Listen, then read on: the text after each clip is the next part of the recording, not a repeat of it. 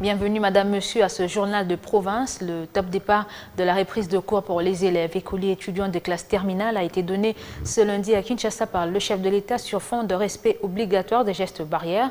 À Bunia, dans la province de l'Ituri, les finalistes du primaire et du secondaire étaient visibles dans les rues de la ville et les grandes agglomérations de la province. Tous les élèves et écoliers étaient soumis au port obligatoire de masques avant d'accéder dans les salles de classe.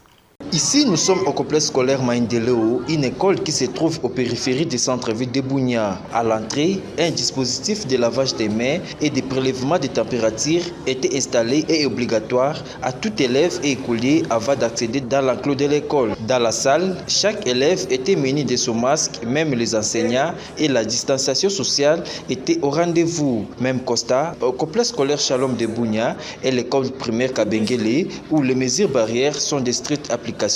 Martel Ale Ouonda, préfet du complexe scolaire Chalomé.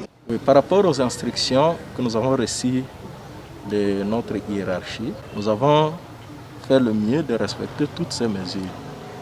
Nous avons commencé premièrement par la désinfection des salles et après cela, nous avons exigé à tout élève, par ricochet tout visiteur qui entre chez nous, le port obligatoire de masque.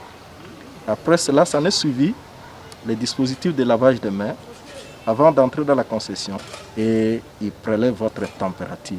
Le ministre provincial de la Santé, Patrick Karamoura Mouira, qui a fait la ronde des écoles pour s'imprégner de l'effectivité de la reprise des cours et si les mesures barrières sont de strict respect par ces établissements scolaires, se félicite des réalités trouvées sur terrain. Oui, en passant par plusieurs écoles, on a retrouvé que les responsables des institutions primaires et secondaires ont respecté bel et bien les recommandations que nous avons pu mettre à leur disposition. Cela nous a réjouis et nous encourageons les enseignants à observer cette mesure jusqu'à la fin des enseignements et même le jour des examens d'État. Signalons que seuls les finalistes des primaires et secondaires ont jusqu'à présent repris avec les cours dans la province de l'Ituri, sans oublier les universités.